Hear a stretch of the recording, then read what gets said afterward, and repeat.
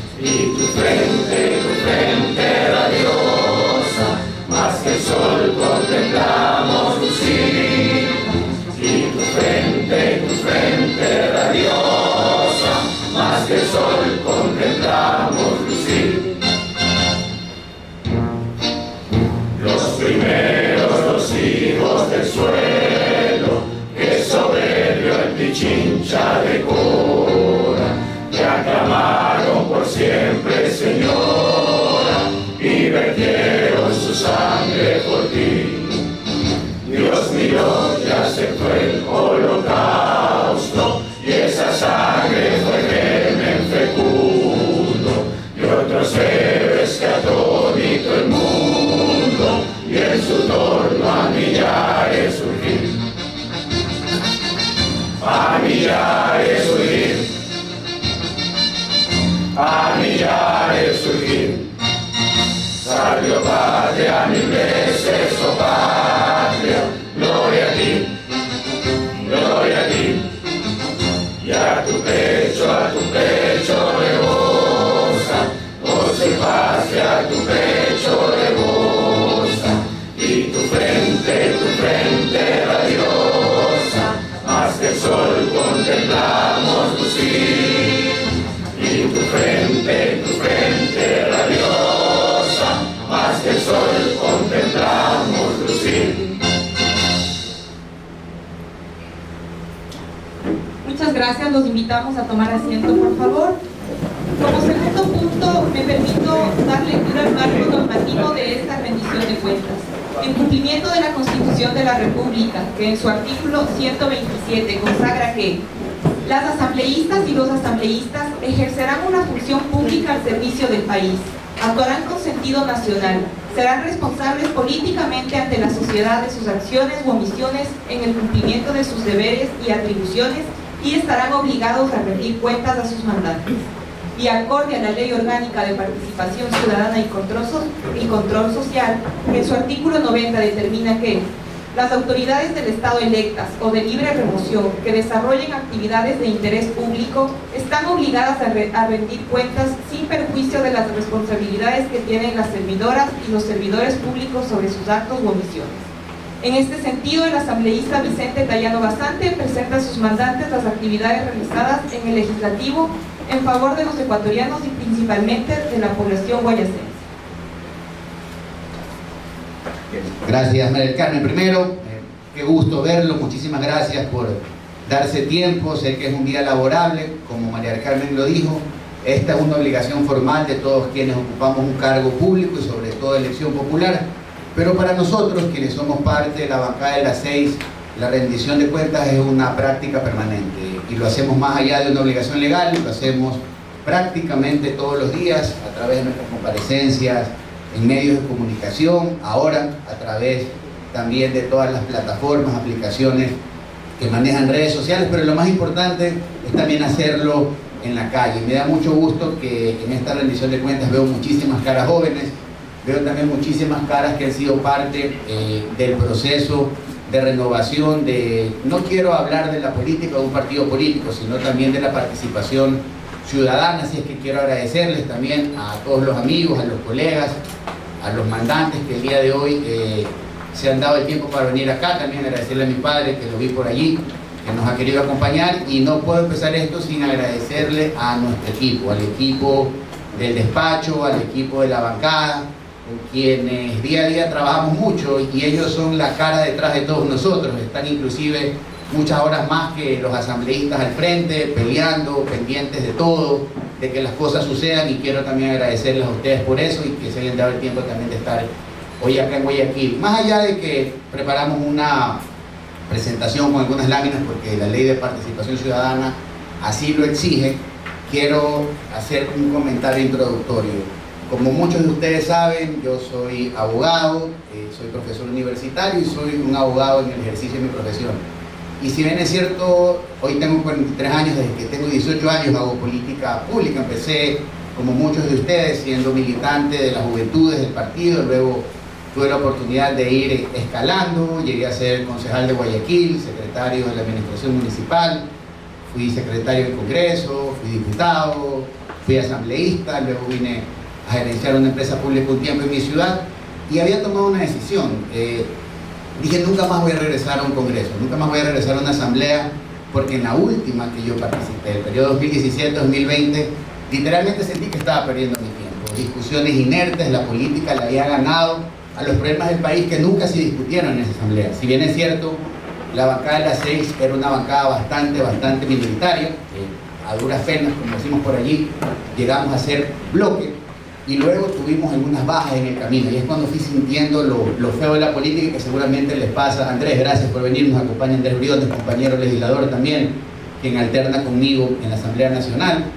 A Mabel también la vi por allá, a Emma, que está aquí también, que fueron parte de la lista, pero les decía, sentí esa decepción del mundo político, del mundo público, y luego vi cómo se fue degenerando este tema, y resulta que se genera la muerte cruzada, y había elecciones anticipadas, y lo conversé con el equipo, con alguien que está acá, que hace cabeza en mi asesoría, y dijimos, bueno, nos hemos preparado mucho tiempo, tenemos la experiencia, la formación académica, y estábamos criticando, y me había vuelto verdaderamente un crítico, inclusive de mi propia bancada. Luego tuve que, cuando llegué acá, conversar con algunos que son parte de aquello, y les dije, a ver, yo le estaba viendo como ciudadano, y claro que hay honrosas excepciones, y lo digo puntualmente por mi compañera de bancada, Yana Pazli, que ha sido una excelente legisladora, quien me recriminó y me dijo, Vicente, pero tú solo nos criticabas, es que sin duda alguna la asamblea se volvió eso.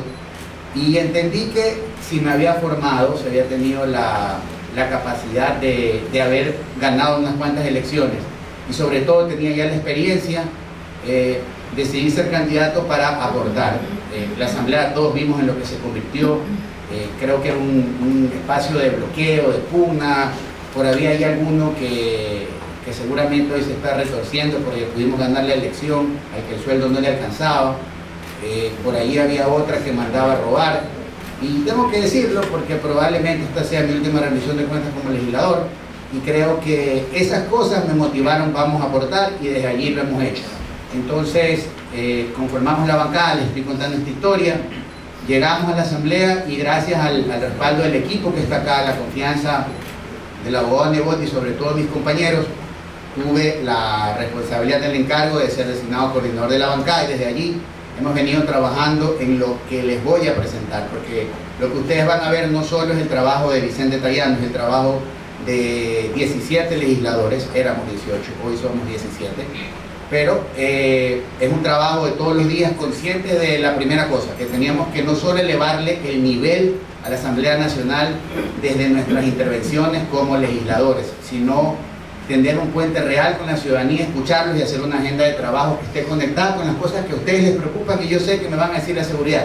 Sí, pero hay algo más importante, el trabajo. Si yo aquí le pido a ustedes que levanten la mano, ¿quién está preocupado porque no tiene trabajo, porque en donde está no se siente satisfecho, porque está haciendo algo que le toca para subsistir? Probablemente la mayoría me va a decir que sí.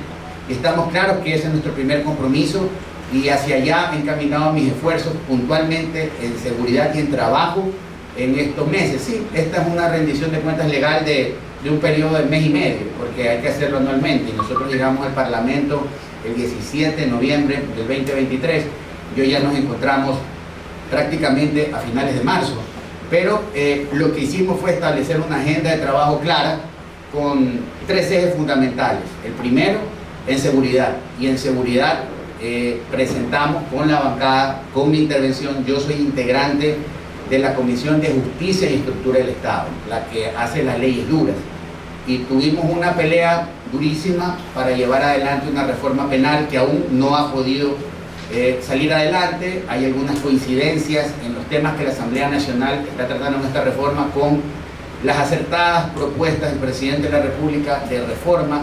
Y aquí lo importante, más allá de que lo saque la Asamblea o sea una consulta popular, es que la legislación penal sirva. Y los 2 grandes objetivos: el primero, endurecer penas.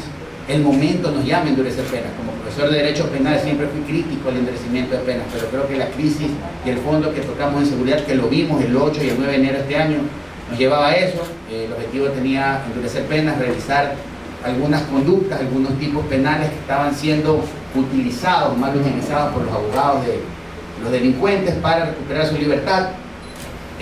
La otra parte de la reforma era eliminar beneficios penitenciarios, que quien termine o resulte luego de un proceso sentenciado cumpla la totalidad de la pena en los centros de privación de libertad.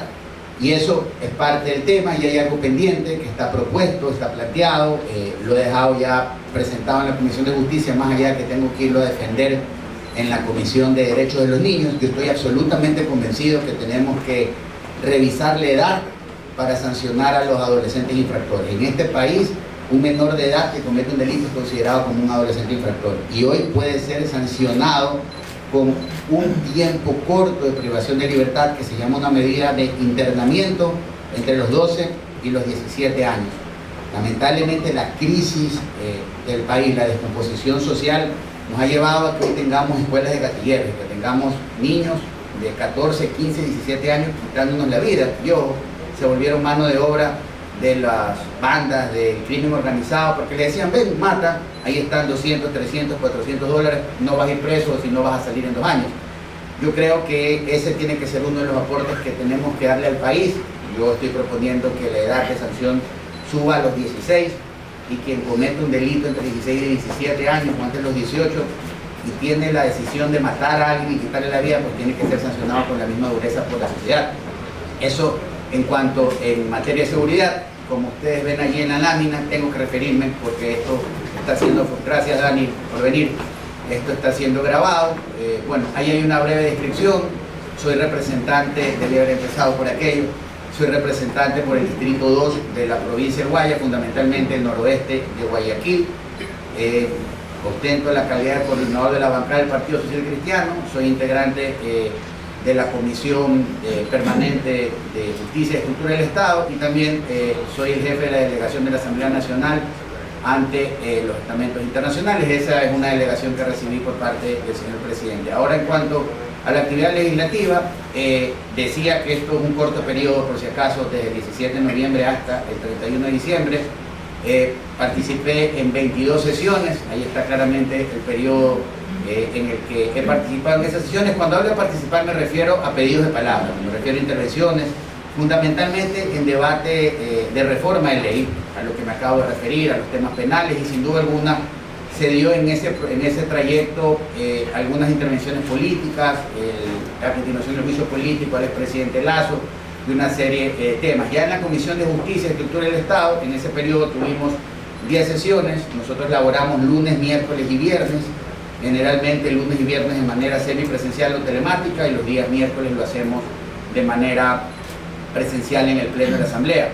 En cuanto a las iniciativas legislativas, obviamente aquí viene una descripción de todo aquello, de mociones que se han dado tanto en la comisión como en el Pleno. Entre lo más importante, pues obviamente tenemos la reforma penal y los primeros proyectos económicos urgentes que tenían una finalidad enviada por el presidente de generación de empleo. En todos aquellos, simplemente pido al equipo que pase la lámina. Hicimos una participación, una observación. Generalmente son aportes jurídicos, y he tratado siempre, aunque parezca poco creíble para muchos, que todas mis intervenciones en el Pleno sean intervenciones jurídicas más que intervenciones políticas, porque sin duda alguna, cuando usted debate una ley, tiene que hacer aportaciones jurídicas. para que el tema pueda avanzar.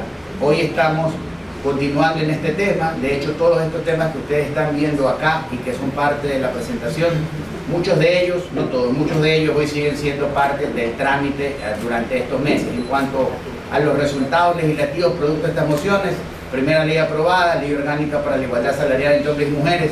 Sencillo, lo que buscamos es que hombres y mujeres de igualdad de trabajo, igualdad de oportunidad, igualdad de salario. Segundo, ley orgánica de vigilancia y seguridad privada. Le dimos al país un sistema que regula el trabajo de las empresas de seguridad privada. El primer tema era organizarlas y que se dejen de dar atropellos a los derechos de los trabajadores. Los guardias de seguridad, en algunos casos sin dotación, sin seguridad social, explotados. Esto lo corregimos y ahora ya eso tiene que cambiar a partir de la ley y ya se va a promulgar el reglamento. Y también, entendiendo el momento en materia de seguridad, los guardias de seguridad, que dicho sea de paso, son más que el número de policías en el país. Nosotros tenemos alrededor de 40.000 policías y 60.000 militares, tenemos 150.000 guardias de seguridad censados, un poco más de 150.000. Entonces, el objetivo es que dentro de una adecuada política pública, los guardias de seguridad puedan servir como un agente de reporte y de disuasión ante los robos o cualquier embestida de la delincuencia. Entonces, por eso, aprobada la ley. 3. La ley orgánica para la gestión integral de riesgos y desastres. Aunque les parezca mentira, un país que está en una zona propensa no solo a inundaciones, sino a terremotos, a deslaves, tenemos también actividad volcánica, no tenía una ley de gestión de riesgos y desastres. Y lo que hemos hecho es crear un sistema que permite atender no solo emergencias, sino también poder estar antes, durante y después del tema, fundamentalmente en el seguimiento a las víctimas y a las personas que pierden sus familiares o también su actividad productiva. Tercera ley aprobada. Cuarta, la ley orgánica de gestión de identidad y datos civiles. Esta fue una reforma que se tuvo que hacer como consecuencia de una sentencia de la Corte Constitucional, un tema de igualdad de derechos en materia de género, también la aprobamos. Quinto, el proyecto de ley orgánica de salud mental. Este es un tema importantísimo. Este es un enemigo invisible con el que todos estamos afrontando. Yo creo que a veces nos da vergüenza, o nos da miedo decir, o no lo identificamos, el hecho de padecer alguna condición, de sentirse deprimido, de tener ansiedad.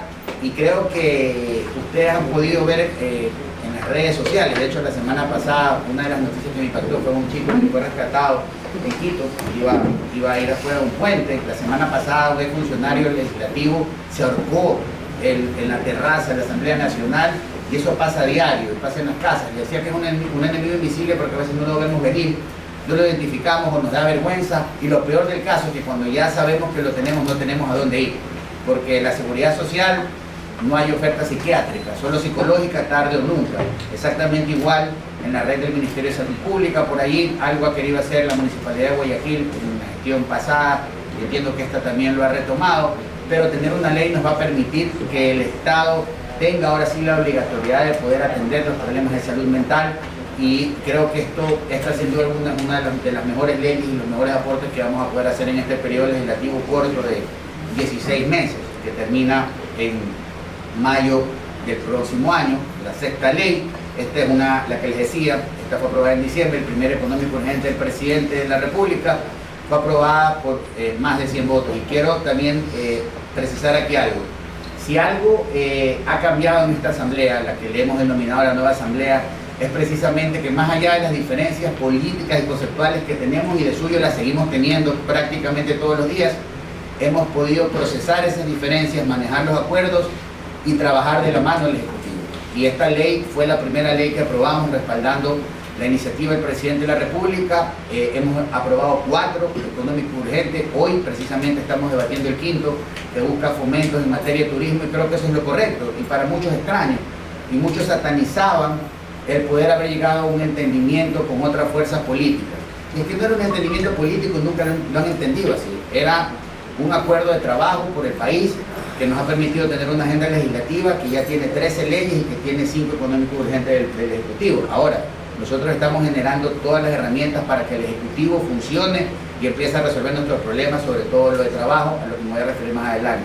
Ahora, brevemente, unas cuantas intervenciones en el Pleno de la Asamblea Nacional, las hemos referido. Solo hemos hecho un resumen de aquellas que hemos considerado más importantes, que son parte de la parte de la presentación. Avancemos, por favor. Y repito, son 5 porque son las que hicimos hasta antes de la vacancia legislativa en diciembre, pero al día de hoy van más de 20. En cuanto a atención ciudadana, no hemos dejado de hacer territorio, no hemos dejado de escuchar a los ciudadanos. También lo hago mucho en las redes sociales. Algunos de ustedes me han escrito, yo soy el que responde tarde en la noche, pero sí, me pasó algo. Yo me levanté un día temprano, 4 de la mañana, iba a hacer ejercicio y vi unos mensajes y respondí, y vi unas respuestas raras de la persona que me había escrito. Chuta, dije, lo tomó a mal. Y esa misma cuenta me escribe ese mismo día, como a las 12 del día, y me dice: discúlpeme, doctor, es que era mi esposo el que cogió el teléfono porque yo le había escrito. Entonces me río, es risorio, pero lo traigo como colación porque generalmente respondo muy temprano, muy tarde. Les decía que en este tema hemos hecho reuniones con gremios. Allí destaqué una con un buen amigo, un gran activista de los economistas, el actual presidente del Colegio de Economistas, hacia el margen izquierdo.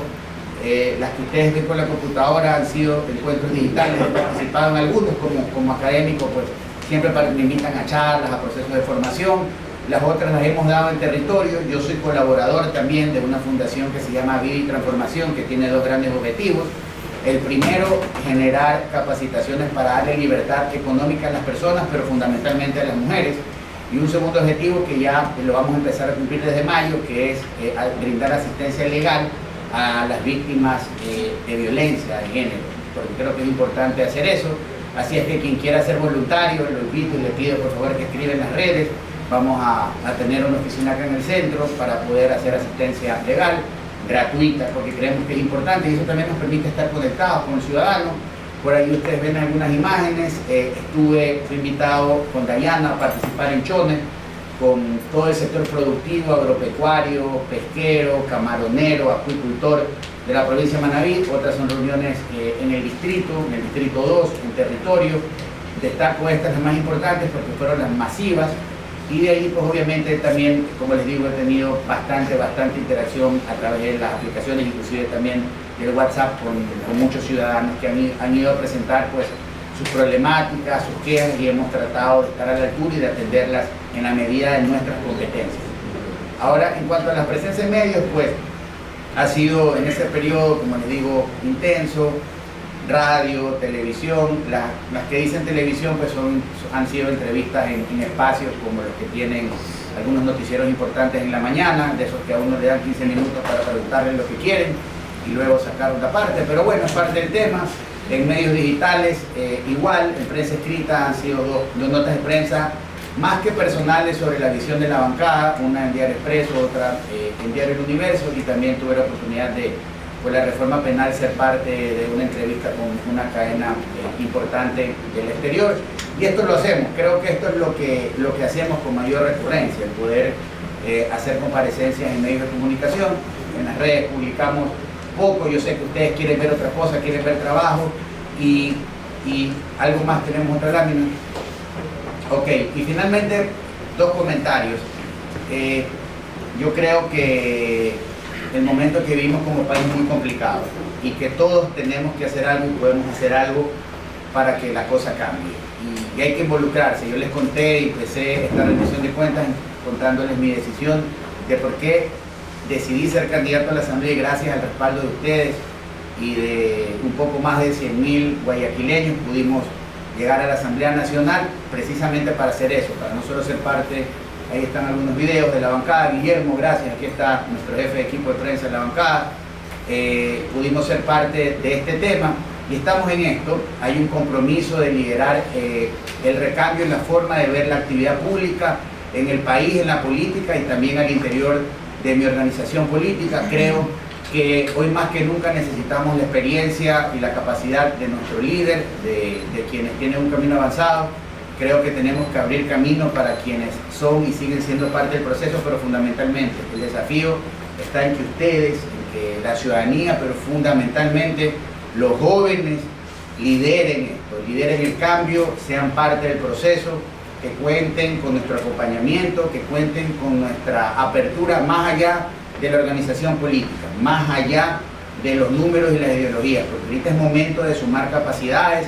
Los problemas del país tienen maquillaje, los problemas del país no se han resuelto, los problemas del Ecuador no se resuelven con un estado de excepción. Esto no implica que vamos a hacer una oposición irresponsable o voraz, pero nuestra labor es hacer notar lo que está pasando y defenderlos a ustedes. Y quiero terminar mi intervención contándoles algo que me llena de mucha alegría. A veces uno, cuando tiene momentos difíciles, y vaya que en este mes y medio he tenido momentos difíciles en el quehacer público, dice, bueno, esto me decepciona, no sirve de mucho, y uno quiere que algo pase. Y hablándoles de trabajo, les decía que yo en el periodo 2017-2020, agosto del 2020, fui legislador y fui integrante de la Comisión de Derechos de los Trabajadores y Seguridad Social. Y en ese momento presenté un proyecto que a muchos les pareció una locura. Yo soy un convencido que no hay peor atropello, vulneración al derecho al trabajo, que no tengas la oportunidad de acceder a una plaza de trabajo. Acceder, aunque sea lo elemental, como les dije, que a muchos les pasa. Y que no puedas emprender porque tienes complicaciones y necesitas ayuda a mano de obra, pero no tienes plata para pagar una jornada completa, no tienes dinero para poder pagar inclusive los rubros que manda la Seguridad Social. Y dije, ok, si bien es cierto, hay una prohibición constitucional para tener contratos por horas, vamos a presentar algo. Y pedí ayuda a muchos colaboradores y amigos expertos en derecho laboral. Yo no ejerzo, bueno, cuando podía ejercer, no ejercí en la práctica laboral, sino yo lo hago en la materia penal. Y creamos ahí una propuesta para poder tener en el país contratación por horas. Y la llamamos la jornada parcial especial, y habíamos hecho por ahí un quiebre para que esto vaya, el proyecto, y también propuse volver al contrato a plazo fijo. ¿Por qué? Porque el contrato a plazo fijo dejó de existir en la legislación en el 2015, y eso llevó a que haya muchísimo desempleo. ¿Por qué? Porque el empleador dice, ok, si contrato a alguien, después no tengo para pagarlo, me va mal en el negocio y una serie de cosas. Entonces presentamos una reforma que en ese momento tenía 5 temas. Primero, propuse regular el teletrabajo, luego de eso vino la pandemia, y hoy creo que muchos o casi todos teletrabajamos. En ese momento me decían, ¿por qué teletrabajo? Bueno, propuse el teletrabajo, porque fue presentada en el 2019, propuse la jornada parcial especial, que era una especie de contratación por horas, más allá que hay una jornada parcial en el Código de Trabajo, propuse volver al contrato a plazo fijo, y en ese momento también propuse, luego lo hice ya en el 2020, en la precisa pandemia, el reconocer el trabajo autónomo y semiautónomo. Y ustedes me dirán por qué. Hoy hay afiliación voluntaria. Si usted trabaja, es abogado, es médico o hace lo que quiere y quiere tener seguridad social, usted tiene afiliación voluntaria, pero la afiliación voluntaria no te da todos los beneficios. Y hay personas que son comerciantes, que son empresarios o que son profesionales independientes, que bien podrían, si se reconoce esa modalidad de trabajo, aportar pagando lo mismo y tener luego derecho a una jubilación, porque al final el taxista que tiene toda la vida, de que se parte la espalda 14, 16 horas, no tiene jubilación en este país. Entonces, eso es lo que buscaba el tema, y también regular el trabajo de las personas que están en la modalidad de delivery o trabajan para apps. El proyecto fue presentado, fue calificado por el CAL de su momento y se quedó en la Comisión de los Trabajadores. Ahora, a mi regreso, en noviembre, esa fue la primera gestión y la primera carta que envié a la Comisión de Trabajadores pidiendo que el proyecto se mueva. Efectivamente, el proyecto, y quiero agradecer también a quien preside la comisión, el legislador Johnny Terán, lo desempolvaron. Solo un dato curioso, imagínense ustedes que la Asamblea Nacional no tenía archivos de ese proyecto de ley, no había archivos, no había nada. Tan mal estaba esa Asamblea, tuvimos que buscarlo, hacer una reposición, fui a la comisión, lo debatí, lo defendí, y el tema está avanzando. Y ahora, coincidentemente, hay 2 preguntas de nuestra tesis, 3 de nuestra tesis como partido, y 2 de estas en las preguntas de consulta popular del presidente de la República. Primero, y el 21 de diciembre, obviamente en representación del partido, envié una comunicación al presidente pidiéndole que incluya en la consulta popular eliminar la prohibición constitucional para poder tener contratación por horas, que eliminemos la contratación, que volvamos a la contratación a plazo fijo, más allá que eso ya lo estamos haciendo en la Asamblea, y que eliminemos una prohibición que existe en la Constitución de arbitraje internacional. Me dirán, ¿para qué sirve eso? Nosotros estamos claros que no hay dinero público, y si queremos que haya trabajo, inversión, generación de empleo y pago de impuestos, necesitamos que plata de afuera venga. ¿A invertir en qué? En petróleo, en minas, en turismo y en todo lo que se pueda. Pero del 2008 se puso una aberración, una cláusula que dice que si usted viene a poner plata al Ecuador y tiene una diferencia con el Ecuador, usted no puede ir a un tercero imparcial, a un tribunal internacional, a mediar la diferencia, lo tiene que hacer aquí. Entonces, los que pelearon aquí, perdieron y dejaron de venir los inversores. Lo que nosotros buscamos con eliminar esta prohibición es que la gente vea que en este país hay seguridad jurídica y que si algo pasa, alguna diferencia la tienes con el Estado ecuatoriano, puedes ir a un tercero internacional que se fije en el contrato y te dé o no la razón, pero en total imparcialidad. Entonces, esa es otra causa del partido. El presidente de la República, lo cual lo reconozco y lo celebro, es una muy buena decisión, ha incluido como parte de las preguntas de la consulta popular el que se elimine la prohibición constitucional para ir a contratación por horas, el que podamos volver a la contratación a plazo fijo y que obviamente se elimine esta prohibición de que no haya, en caso de conflictos, arbitraje internacional. Creo que esto le va a hacer muy bien al Ecuador, esto va a abrir las puertas a que el emprendimiento empuje, a que inclusive empresas consolidadas que hoy tienen muchos problemas económicos puedan darle la oportunidad a ciudadanos de trabajar bajo tu esfuerzo, como pasa en otras legislaciones del mundo. Si tú tienes el tiempo, la fuerza, la aptitud y la capacidad para tener 3 o 4 trabajos en una semana, lo vas a poder tener una vez que esta prohibición constitucional sea quitada de la norma. Yo creo que eso va a mover muchísimo el mercado laboral, fundamentalmente el mercado de los jóvenes. Así es que eso es otro de los temas importantes en los cuales me he enfocado en este periodo legislativo. Si bien es cierto, aún tenemos alrededor de, me parece que 10 meses o 11 meses más de periodo legislativo, las causas están claras, el objetivo está claro, el devolverle no solo prestancia a la Asamblea, sino con resultados, el devolverle al país o ganarse del país la confianza.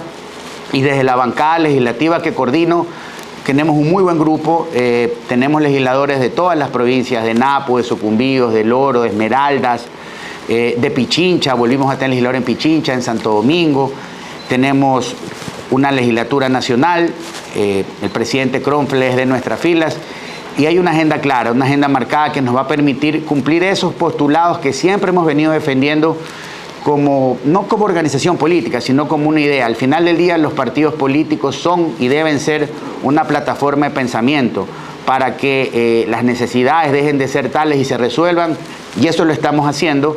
Estoy seguro que lo vamos a conseguir, estoy seguro que vamos a seguir escuchándolos a todos ustedes, haciendo en la Asamblea lo que tengamos que hacer, y que sepan que esta curul y que esta bancada es una curul y una bancada de puertas abiertas, que tengan la absoluta libertad, como muchos lo han hecho, de escribirnos, de llamarnos, inclusive de pedirnos rectificaciones. Aquí está César, que es un joven abogado y siempre activo y participa, y cuando él ha sentido que no tengo la razón, me lo ha hecho saber, y en derecho, y aquí está la sentencia, y aquí está la entrevista, y creo que he podido rectificar. Pero eso es parte del tema, y me da mucho gusto que hoy aquí hay muchas caras jóvenes.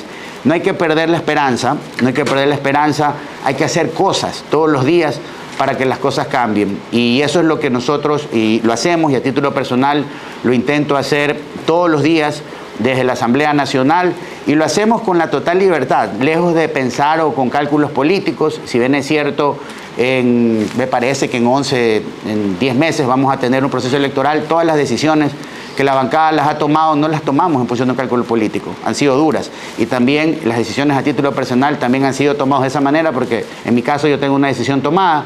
Pero lo importante es que ustedes sientan que esta es una asamblea de puertas abiertas.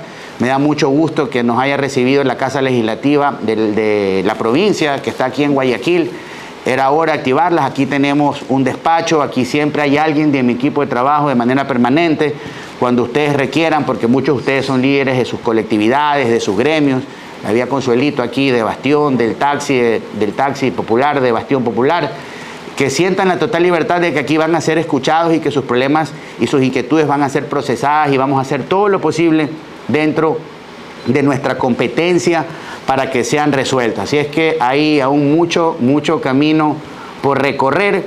Estamos seguros que vamos a poder, como lo dije, cumplir todo nuestro plan de trabajo, porque aquí el objetivo es llegar a esta misma fecha el próximo año y poder decirles con mucho orgullo que a título personal y la bancada cumplió con la totalidad del plan de trabajo, que dicho sea de paso ya está superado en un 60%, quedan pocas cosas, tenemos ahí una ley importante en seguridad social, un tema que tenemos que terminar de pulir en materia de productividad, el campo de este país necesita atención. Hemos presentado un código orgánico para darle verdaderamente la importancia que el sector agropecuario y productivo de este país genera y para tecnificarlo, para que efectivamente demos ese salto. Este país antes del petróleo vivía de la tierra, vivía del mar, y tenemos que voltear la mirada a aquello nuevamente. Así es que no me voy a extender más, agradecerles a todos por haber estado acá, y como lo manda la norma, pues queda abierto el foro para las preguntas. Gracias.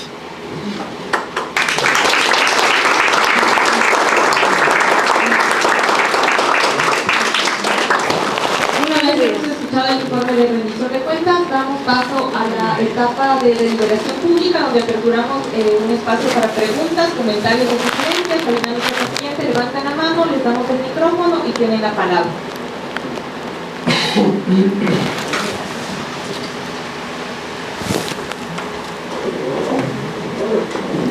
Muy buenos días, asambleísta, buenos días, público presente, y al público que nos acompaña vía redes sociales. Nuestro país en este momento está viviendo un fuerte momento de inseguridad. Como legislador, ¿qué proyectos de leyes ha presentado, y también pues qué puede impulsar frente a esta problemática de inseguridad?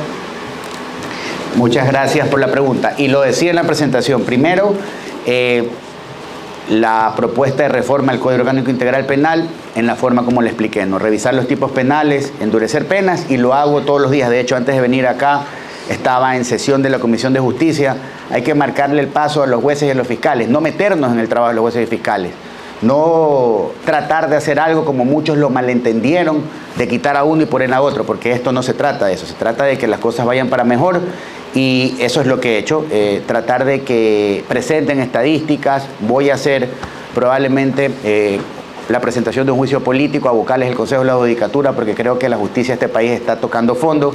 Y si queremos que la seguridad mejore, tenemos que tener jueces probos, jueces correctos, no pillos. No todos son pillos, pero la gran mayoría hoy está pudrida. Y eso lo he hecho y lo hago todos los días. Y también cuando tuve la oportunidad de debatir la ley que creó el sistema de empresas de seguridad privada, creo que ahí también pudimos hacer algunos aportes importantes, sobre todo para que quede abierta la puerta. Les decía, hay más de 150.000 efectivos de compañías de seguridad privada que tienen que ser integrados, al menos para dar la alarma del cometimiento de un delito al sistema. Así que son dos cosas importantes, pero hay un tema de fondo. Si verdaderamente nosotros queremos cambiar la situación delictual y de criminalidad de este país, tenemos que crear oportunidades. El problema no está en la punta. Sí es gravísimo el problema de inseguridad, pero el problema está en la base.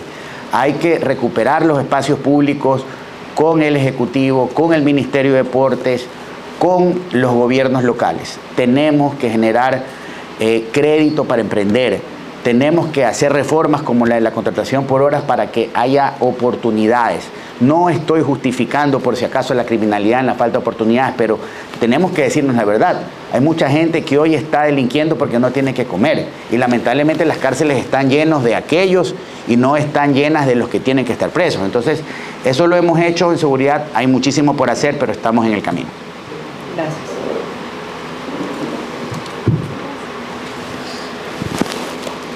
Hola, sí. Yo creo que el tema de la inseguridad en general es un problema multifactorial. Entendemos que existen diversos matices, como usted lo menciona. La Asamblea y en particular su bancada, tengo entendido que tiene este enfoque desde el trabajo y las legislaciones a nivel en ese sentido. Pero creo que la educación también, sobre todo en sectores que han sido relegados por el gobierno en la generalidad, se ven afectados por la falta de políticas públicas dirigidas a ellos.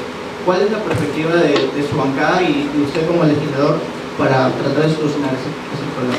Gracias, muy buena pregunta. Y aquí debo hacer una precisión. Prácticamente todas las últimas reformas que se han dado en materia de la legislación de educación han sido propuestas por nosotros y lideradas por Diana Pazley. ¿Para qué? Para universalidad de verdad, para tratar de eliminar cualquier barrera, y ahora hay problemas que van más allá de la ley, hay problemas de ejecución. Esto es un problema de asignación presupuestaria, es un problema verdaderamente de repensar el sistema, y lo hemos dicho. Para poder llegar a la totalidad del país tenemos inclusive que empezar por la conectividad. Hoy La educación digital, la educación telemática nos permite un acceso total y hacia allá vamos. Y las reformas que hemos practicado y los actos de control y de fiscalización hacia el Ministerio de Educación y hacia las autoridades rectoras están dadas específicamente en eso, en poder hacer la presión desde nuestra competencia para que la universalidad en la educación se dé a todo nivel, porque aún tenemos un gran número de deserción en el campo, por ejemplo. Hay jóvenes, hay adolescentes, niños que han dejado las aulas por ir a trabajar. Entonces, ese es el tema y esto no lo podemos hacer si no lo hacemos de la mano del Ejecutivo y permanentemente en la Comisión de Educación, la cual es presidida por una legisladora en nuestra bancada. Nos encontramos trabajando en eso, en comparecencias, en buscar soluciones y generar facilidades para poder llegar al alcance de todos con la educación y también con la conectividad, porque no podemos entender hoy la universalización o el acceso a la educación si no hay conectividad. Hoy, y creo que en la pandemia lo vivimos. El problema está que había casas en las que 3 niños tenían que recibir clases con un solo teléfono celular. Entonces, esos son los temas a los que tenemos que enfocarnos, pero son temas de gestión más que legislativos, pero lo estamos haciendo y se está implementando también, como en Daule, por ejemplo, como en San Borondón, en los municipios en los que nosotros tenemos alcaldías. ¿Alguien más?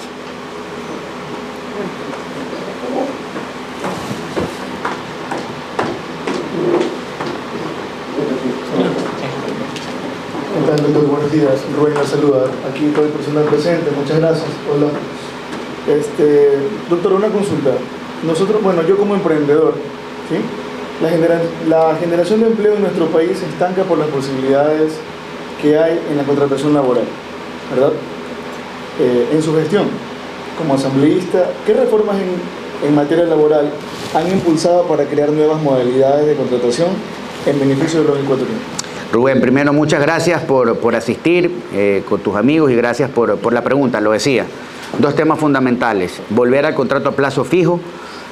Estoy casi seguro que antes del primer semestre, antes de junio, lo vamos a tener aprobado, y la contratación por horas que le impulsamos. Es necesario. Tú eres emprendedor y tú conoces lo difícil que es poder tener a alguien en la plana ordinaria, ¿de acuerdo? Pero si lo pudieras hacer por horas, en función de los eventos que tengas.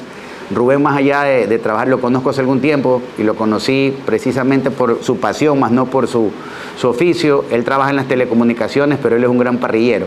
A mí me gusta comer, por eso lo conocí. Y es emprendedor, pero tú te mueves en función de que tu negocio se mueva, ¿cierto? Y la colaboración es estacionaria, entonces la contratación por horas va a permitirlo, más allá que la planteamos, ya está en las preguntas de la consulta popular, que tiene que darse en abril y va a estar en vigencia. Ahí llegará la Asamblea. Me preguntarás qué tiene que ver la Asamblea tiene que hacer la reforma. Nosotros tenemos que inmediatamente, en el transcurso de mayo, seguramente, implementar las reformas, porque creo que esta sí es una de las preguntas de cajón que va a tener el sí de la ciudadanía en la consulta popular, porque va a generar empleos. Y eso es lo que hemos hecho de esta bancada, Rubén.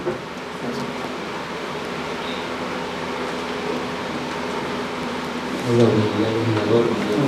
Mi pregunta sería, ¿cuál sería el plan o el ejercicio a desarrollar para los jóvenes que estudian y no cuentan con un ingreso fijo para poder mantenerse estables? ¿Y cuál sería la solución más que todo? Bueno, primero, aprobar toda aquella legislación que genere estímulos. Y por eso votamos con el presidente de la República en todas las leyes que tienen carácter económico, porque en la gran mayoría de ellas se incluyen incentivos. ¿Para quiénes? Para quienes contraten. ¿Cómo? Teniendo mayor deducción del pago del impuesto a la renta. Es decir, que si contratan mano de obra joven y lo prueban, van a poder descontar esa inversión en jóvenes, en contratación joven, del pago a los impuestos. Entonces, hemos aprobado todos esos estímulos porque los consideramos válidos, necesarios y los coincidimos históricamente con aquello. Y vuelvo a lo que le decía Rubén. La contratación por horas va a abrir la oportunidad a que quien esté estudiando, en función de su espacio, de su tiempo y su disponibilidad, pueda también tener acceso a una plaza de trabajo. Y eso también va a resolver otro problema, porque cuando alguien entre 18 y menos de 30 años va a pedir un trabajo, le dicen ¿dónde está tu experiencia? Y no has podido tener experiencia. Esto va a ayudar muchísimo a que la experiencia laboral se dé. Y también para algo, para quienes están aquí, que ya superan los 40 años, también van a dar la razón. En este país, alguien que después de los 40 pierde su empleo por cualquier motivo, porque lo despidieron del sector público o porque la empresa cerró, estaba condenado a no volver a trabajar. y creo que la contratación por horas también va a ser una gran puerta abierta para que esa capacidad, ese talento, esa experiencia que muchos tienen también pueda volver al mundo laboral con empleabilidad segura, porque va a haber afiliación al Seguro Social, porque una vez que tú estés en el régimen por hora, sí vas a tener Seguro Social, obviamente se va a pagar proporcionalmente en el valor de la hora de trabajo el valor de la Seguridad Social. Muy buenas tardes, legislador, compañero público presente. Usted había mencionado sobre el proyecto de salud mental. Me parece muy excelente, porque usted bien lo había marcado que es muy dañino, es para toda la sociedad, porque no tiene edad, a los jóvenes, a las mujeres, a los trabajadores, pero hay que darse cuenta que todo nace del trabajo. Por ejemplo, no consiguen empleo, tienen problemas económicos, y quisiera saber cuál es el impacto del punto central de este tema, del proyecto de salud mental. ¿Cuál es el avance? ¿Cuál es esa generación para que pueda ser plasmada? Perfecto, muchísimas gracias primero por tu participación y por esta pregunta. Quiero contarles algo. El primer proyecto de ley de salud mental fue presentado por mí en el año 2019 y luego, como les dije, yo en el 2020 dejé la asamblea. En ese tiempo se presentaron 12 proyectos más. Esta asamblea los juntó, se los debatió y pudimos aprobar ya la ley de salud mental. A partir de la entrada en vigencia, que fue, me parece que los primeros 10 días, 15 días del mes de enero de este año, el Ejecutivo tiene 180 días para expedir el reglamento. Y es importante el reglamento porque allí claramente se va a aterrizar todas las obligaciones de la red de salud pública y de la red privada para atenciones de salud mental. Lamentablemente el número de casos sigue avanzando, pero lo importante de esta ley, ¿en qué va a servir? Porque ya crea un abanico, porque creó un sistema. Los municipios, por ejemplo, van a poder participar y tienen que participar necesariamente en la atención de salud mental. Guayaquil lo está haciendo, lo venía haciendo bastante bien, pero es una oferta insuficiente. Los privados también van a ser reconocidos y son parte del tema, porque pasa algo. Hoy ya se reconoce en la ley que puede existir una urgencia o una emergencia en materia de salud mental. Y te voy a poner un ejemplo. Antes de la ley, si alguien tenía un momento difícil, tenía ideas fatales de quitar su vida, eso era una emergencia de salud mental, pero no había obligatoriedad de atenderte ni en la red pública o privada. Hoy con la ley ya es así. Y es exactamente el mismo nivel de importancia una emergencia en salud mental como la que puedes tener si tienes una peritonitis o si te fracturaste, porque te puede llegar a costar la vida. Entonces, aquí lo importante es que la ley no solo reconoce esto como un problema de salud pública, eso es lo importante. Por lo tanto, la obligación del Estado de atender, de los privados de ser parte de la solución, y aquí el siguiente paso es fiscalizar no solo que el reglamento se dé, sino que en las dependencias de salud pública en el distrito, sobre todo acá en Guayaquil, existe esa oferta, la atención psicológica, la atención psiquiátrica, que va a permitir que los ciudadanos tengan la oferta, tengan el servicio y puedan manejar sus problemas de salud mental. ¿Alguna pregunta? Acá hay una. Acá.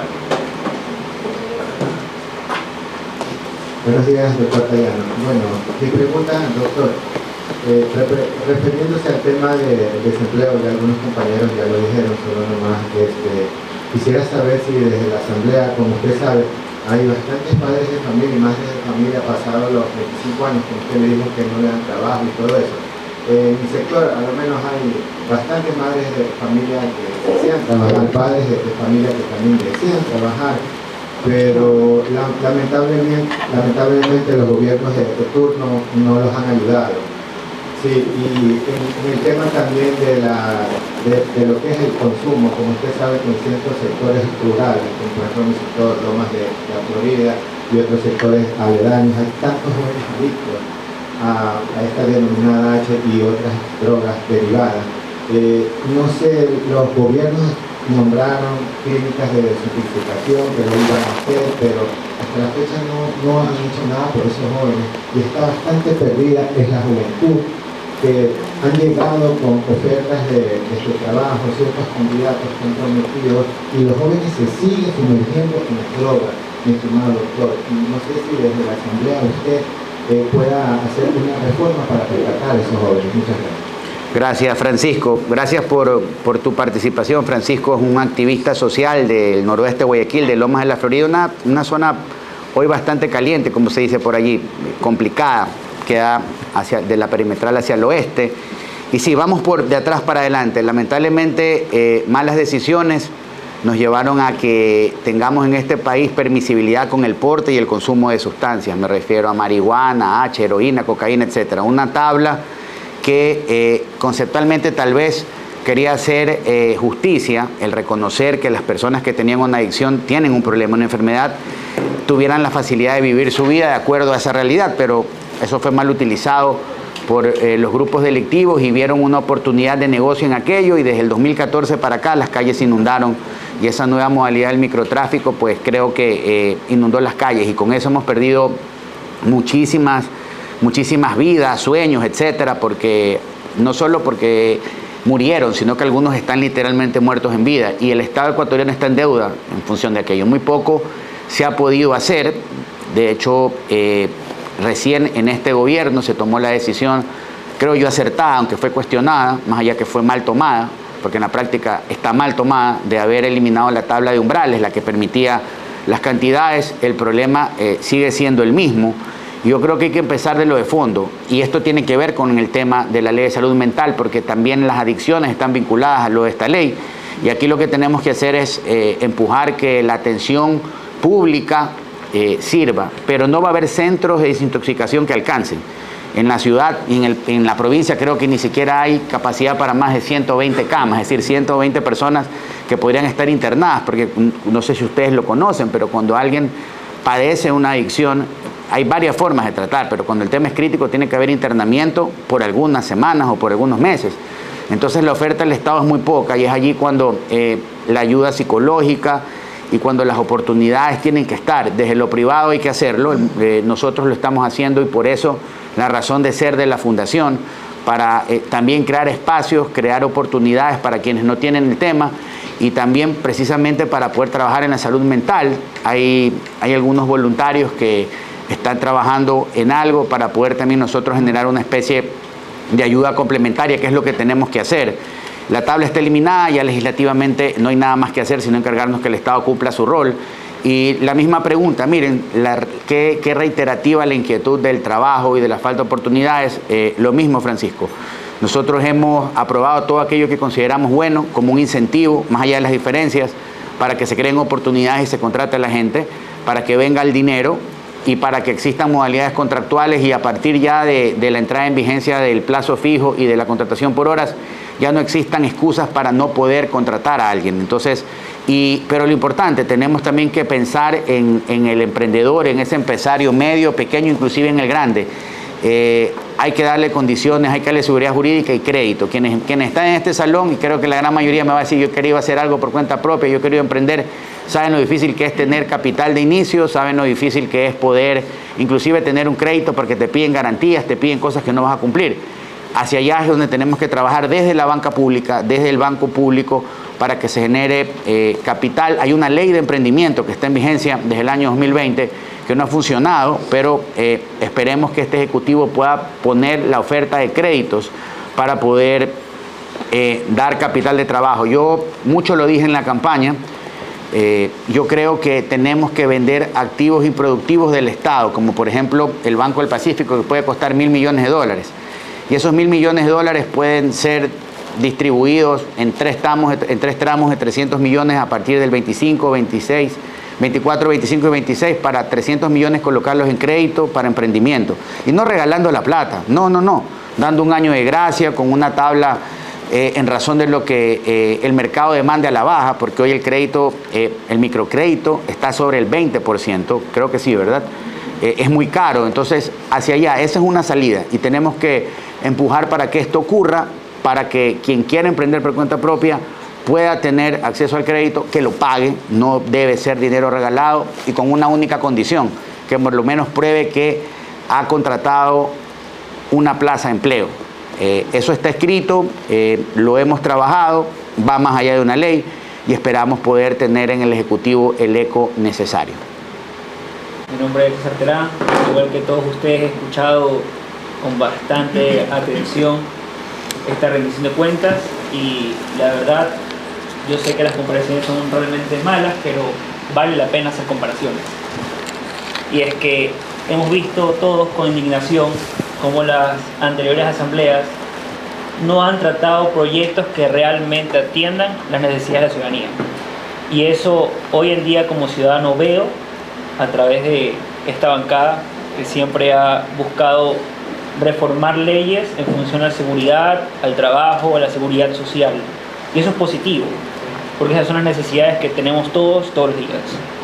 Así que antes de preguntar, quiero realmente felicitar, porque esto es un trabajo en conjunto, como bien lo dijo el doctor Dayano, de los asambleístas, los equipos de trabajo, todas aquellas personas que hacen que esto sea posible. Y no es fácil, definitivamente no es fácil porque hay muchas trabas. Así que primero felicitarlo, doctor. Gracias. A todos ustedes. Y asimismo preguntarles a usted cuál es la motivación de todos los días, porque más allá de las leyes, más allá de los problemas que hay a diario para que las leyes salgan a flote y que se puedan lograr los votos, ¿qué es lo que lo motiva a usted todos los días? Es una pregunta personal, ya sé que hemos hablado de leyes, pero creo que es necesario preguntarlo, ¿no? Gracias César, les decía que lo conozco desde que era más pequeño, ya antes que sea abogado ya es abogado, y es bastante crítico aquí donde lo ven. Me asombró verlo acá, pero qué bueno. Lo que les decía, el verlos ustedes acá, el hecho de que se den algo de tiempo en un día complicado, algunos tal vez inclusive dejando de hacer cosas para estar acá o haciendo malabares, como decimos, para estar acá, dice mucho y eso nos compromete a hacer lo que les hemos contado, que lo vamos a seguir haciendo, y porque definitivamente creo que los problemas no se resuelven, César, solo criticando y mirándolos de lejos. Hay que ser parte de la solución, hay que estar en el día a día, hay que dar el 100% para estar a la altura de las cosas, para hacer las cosas bien, para no mirarse en el espejo de los errores, para no repetir los errores y las prácticas que todos criticamos, y esa es mi mayor motivación. Sin duda alguna, este no es un quehacer sencillo, porque uno siempre quiere hacer las cosas bien, pero a veces depende de la voluntad de 137 y a veces depende de factores externos, y les decía con risa, ¿no? Este ha sido un mes y medio complicado desde la reforma penal, pero entiendo que hay que buscar en lo malo lo bueno, que todos los días se aprende algo, y que este camino que lo estamos llevando adelante, que ha transformado un país en su momento, que ha transformado una ciudad, y yo siempre lo digo con orgullo, cuando nos embisten por lo que el partido hace, por las opiniones que tenemos, yo digo, es que vale la pena, porque así como hoy yo tengo la oportunidad de estar al frente de la bancada, que debo reconocerlo, es un honor. Cuando yo era chiquito yo veía a Nebot y a otros diputados en la televisión y decía, ojalá yo algún día, no creía, algún día voy a estar allí, ni siquiera estudiaba Derecho. Y llegué, y ahora que tengo la oportunidad de estar allí, creo que hay que pelear por ese legado. Esta ciudad, más allá de aplausos o de algún momento oscuro que tuvimos, esta ciudad fue transformada por las ideas de varias personas, por las ideas que el líder de nuestro partido ha llevado adelante, y ese peso y ese legado que tenemos lo tenemos que honrar para hacer las cosas bien, para que en Guayaquil se viva bien, para que en el país se viva mejor, pero fundamentalmente por todos ustedes, como yo lo digo, por los que hoy no están atrás, los que están al lado de nosotros, porque yo todos los días recibo su respaldo en las redes sociales de muchas personas que nos están viendo a través de esta transmisión en vivo, y eso es lo que nos motiva, y ese es el compromiso que tenemos, y no es un compromiso de palabra, no es un compromiso retórico. Yo creo que las personas no son importantes, simplemente somos momentáneas, y hoy esta bancada tiene ese gran encargo de ser parte de cambiarle la cara a la Asamblea.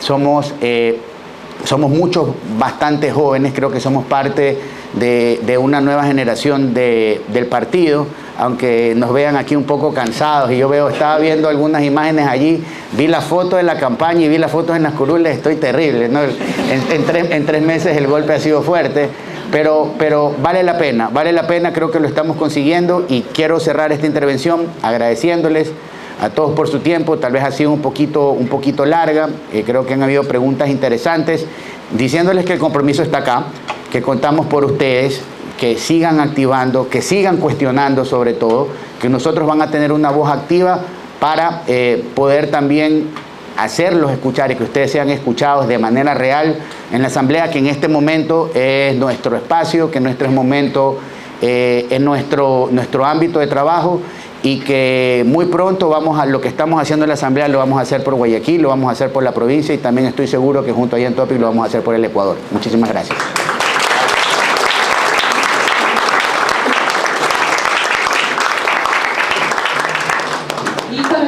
agradecemos a todos por su tiempo. Gracias por acompañarnos y que tengan un excelente día. Gracias.